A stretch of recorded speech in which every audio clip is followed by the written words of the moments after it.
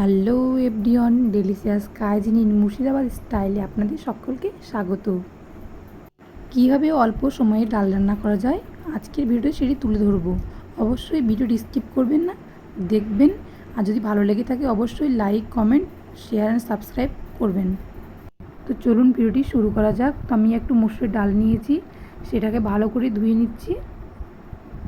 তো আমার ডালটা ভালো করে ধুয়ে নেওয়া হয়ে গেছে। এই পর্যায়ে আমি দিয়ে দেবো রসুন, পেঁয়াজ কুচি আর একটা কাঁচা লঙ্কা।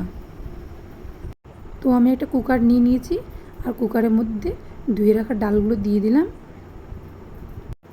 এরপর আমি সব উপকরণগুলো দিয়ে দেব।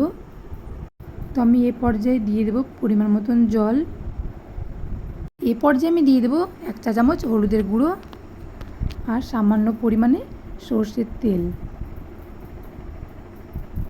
এ পর্যায়ে আমি দিয়ে দেব একটা গোটা টমেটো আর এই সব উপকরণগুলো দিয়ে আমি 2টো সিটি মেরে নেব।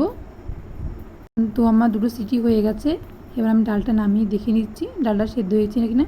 হ্যাঁ, আমার ডালটা অনেকটা সেদ্ধ হয়ে গেছে। এখন আমি ডালের সঙ্গে টমেটোটা ভালো করে মিশিয়ে নেব। তো আমার অপশনে টমেটো বলে অনেকক্ষণ মেশাতে লাগলো। তো এই পর্যায়ে আমি দিয়ে দেবো পরিমাণ মতন জল। আপনারা যে যা ঘনত্ব পছন্দ করেন সেভাবে জলটা দিয়ে দেবেন।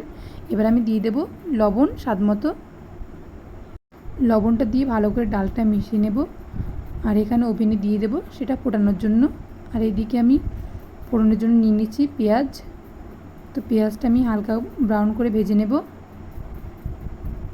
পেঁয়াজগুলো আমার হালকা ব্রাউন করে ভাজা হয়ে গেছে, আমি এক পাশে সরিয়ে নেব। এ পর্যায়ে আমি দিয়ে দেবো গোটা জিরা। তো জিরাটা আমি একসঙ্গে ভেজে নেব এক পাশে। তো আমার ফোড়নগুলো রেডি হয়ে গেছে। এবার আমার ফোড়ন ডালে সেগুলো দিয়ে দেব। এই ফোড়নের সঙ্গে ডালটা মিশিয়ে নিয়ে নাড়িয়ে নিলে রেডি হয়ে যাবে আমাদের মসুরের ডাল। আমার ভিডিওটা যদি ভালো লেগে থাকে অবশ্যই একটা লাইক করে চ্যানেলটির পাশে থাকবেন।